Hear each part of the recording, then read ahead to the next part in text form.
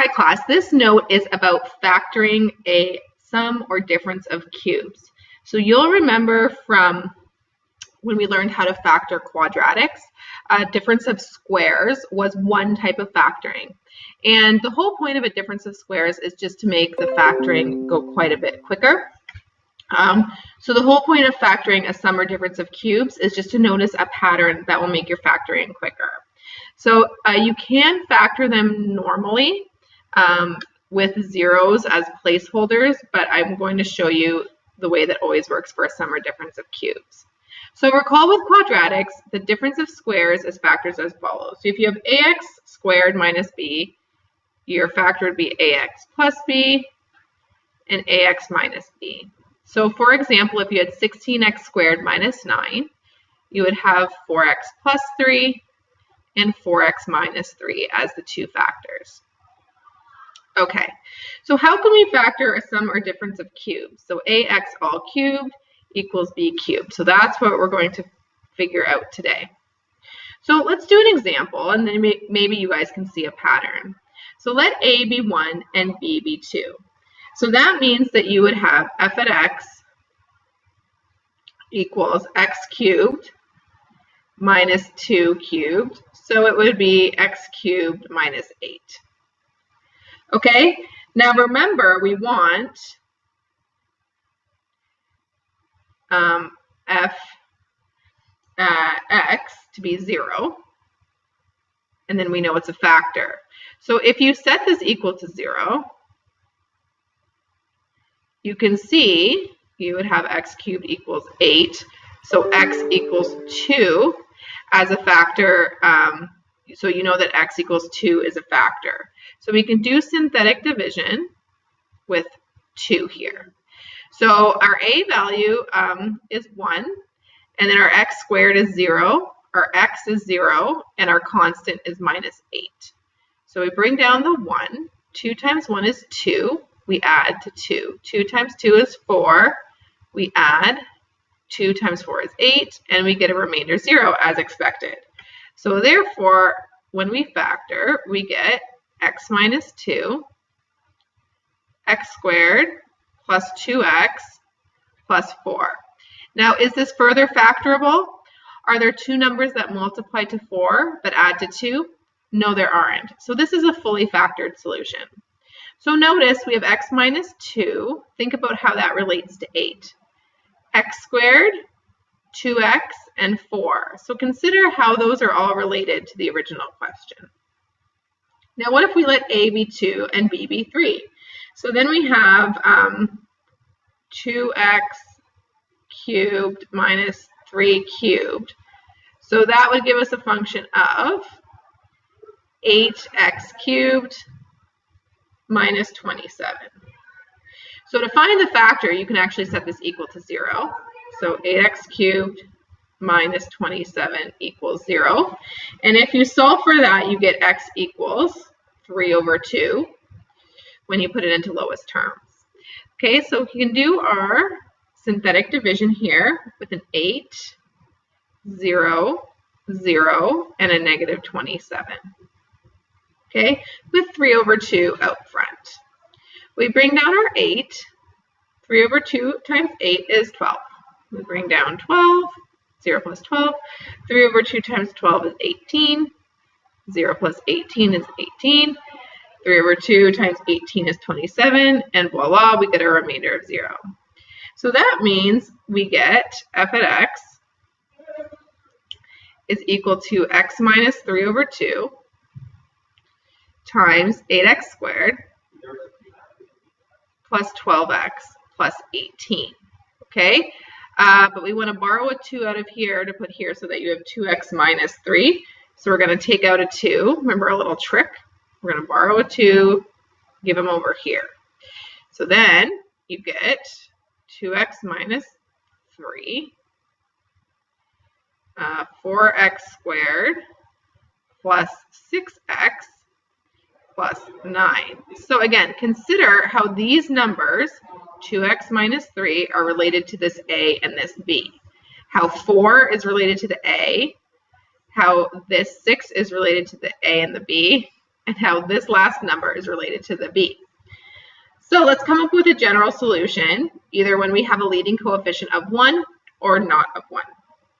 So if our leading coefficient is 1, then our general equation would be x cubed minus b cubed. Okay? So to find what is a perfect factor, you set x cubed minus b cubed to 0. And when you solve for that, you get that x equals b. So therefore, x minus b is a factor.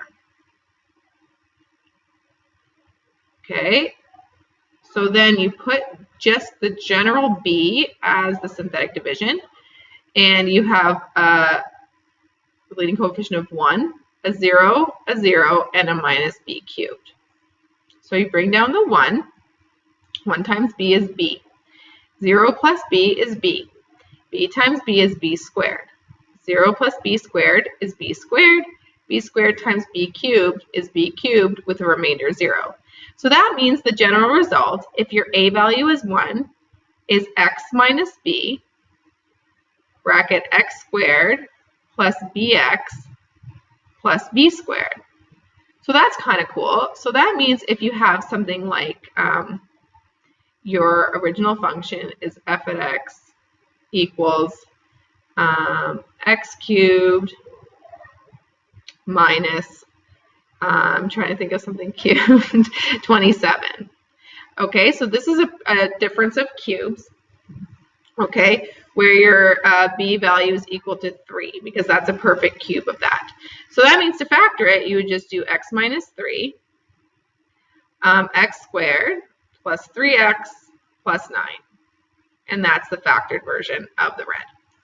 Okay, now if a is not equal to 1, then you would have your f of x is equal to a cubed x cubed minus b cubed. So if you set that equal to 0 and you solve for x, you get x is just equal to b over a. So that means b over a is a factor. Let's see if I get some more room here. Okay, so you set up your synthetic division. Now this is a bit more complicated with the fraction. So a cubed is the first coefficient, then a 0, and then a minus b cubed, okay, with b over a out top. So you bring down your a cubed. Now b over a times a cubed is just a squared b, okay, because one of the a's will cross off to give just a squared on the top, and then a b is still there. So then you get a squared b here. When you multiply that, you just get ab. So 0 plus ab is ab. Oh, sorry, ab squared, because you have another a. So ab squared. So when you multiply that times that, the a crosses off, and you get just a b cubed. So that goes to 0, which is what we want. So that means when you have x minus b over a, then you have a cubed x squared, because remember these are just coefficients, plus a squared b x plus ab squared. Okay, but remember we want this to be ax minus b. So we borrow an a from here to put into here. So what you're actually left with is ax minus b. Okay, a squared x squared plus abx plus just b squared. So I hope that's not behind my head. If it is, I'm going to put it on the next page anyway, because that is the solution for a difference of cubes. So we actually came up with that on our own just by using synthetic division with the generic form of a and b. So the difference of cubes, if you have a cubed x cubed minus b cubed, okay, where a and b are numbers and x is a variable, this can be factored directly to ax minus b, a squared x squared plus abx plus b squared. Okay, so you don't have to actually do synthetic division if you can identify your, so remember what I'm underlining in green are all just the numbers. Okay, the variable is still the variable. Okay, for a sum of cubes, if you have, so this is different because remember with a sum of squares, in quadratics, you couldn't do any, there was no shortcut for that, but there is with cubes. So this would be ax plus b. So instead of a minus, there's a plus. Then a squared x squared minus abx plus b squared. So you'll notice all the numbers are the same. It's just this sign and this sign that are opposite. The plus is still the same. So with the difference of cubes, you start out with a difference and go sum, sum. With the sum of cubes, you start with a sum and then go different sum.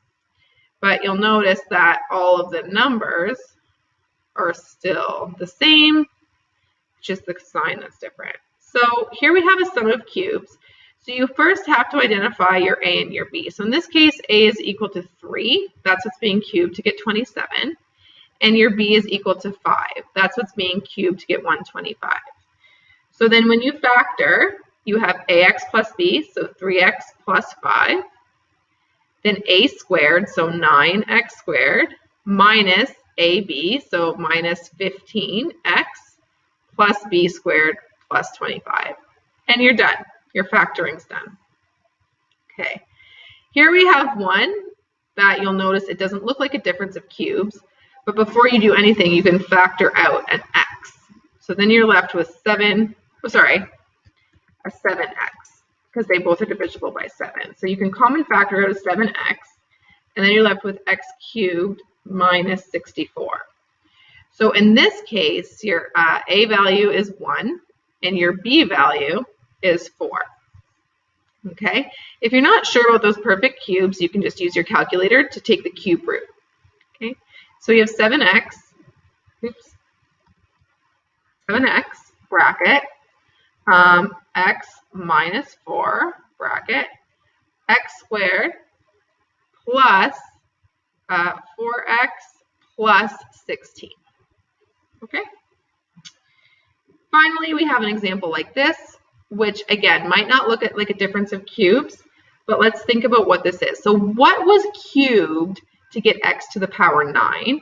Okay, so your a value is 1, that's the coefficient, but your x value is going to be x to the power 3 instead of x, just x. Okay, I'll show you what I mean in a second. Your b value is 8 because 512, cube root of 512 is 8. So when you factor this, I think about this as x cubed minus 512. Actually, x cubed minus 8 cubed. So it often helps me to rewrite it like that, and then I can figure out why I'm doing what I'm doing. So the first is always ax minus b. So what's being cubed here is x cubed. So it's actually x cubed minus 8. And then you have x cubed squared. So that actually gives you x to the power 6 because that's x cubed squared. Okay, and then plus this times this. So 8x cubed, and then plus 64 because that's 8 squared. Now you might think you're done, but think again. This is a difference of cubes. Another difference of cubes. So we can keep going. Isn't that exciting? So this is a difference of cubes where this one has an a value of 1 and a b value of 2. So this factors to x minus 2, x squared plus 2x plus, just making sure I'm doing it right, yes, 4. And then this guy just stays the same. You can't do anything with him. All right. And then I take a look. I can't factor that. This isn't factorable. That's not factorable. And I'm done. So I have this nice factored thing. So you will get questions where you have something like this, like x to the power 6 minus 27. Okay, in this case, just think about what's being cubed to get 6. So then that's x squared being cubed to get 6, right? If you have x to the power 12, you just think x to the power what? Like, what am I cubing here? Well, then that would be x to the 4, okay? So if you have a sum or difference of cubes that starts with something other than a cube, that's the way to think about it. All right, so your success criteria, you first of all being able to identify a perfect cube. If you don't, or if you don't memorize this for the test, you can still use synthetic division. It's just that that would take a lot more work with those big cubed constants at the end. Identify when a polynomial is a sum or difference of cubes, and identify what has been cubed in order to make that. Factor a sum of difference, and then recognize when a polynomial is fully factored. Be careful, it might come up where you actually have a difference of squares, so you have to keep going until something's fully factored. So that's your note, last one of this chapter. Thanks for watching. I hope you learned a lot.